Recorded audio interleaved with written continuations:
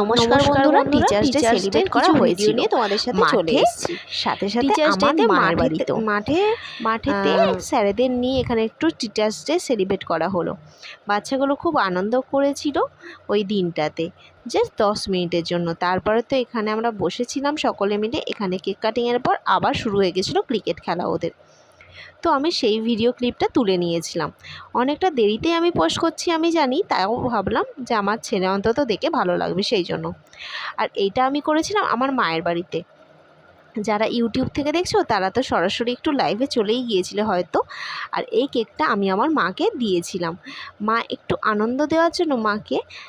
আর আমার বাবুও সোনাও খুব খুশি, সেই কারণে এই কেকটা আমি মাকে গিফট করেছিলাম। সাথে সাথে আমি রান্নাও করেছিলাম অনেকগুলো।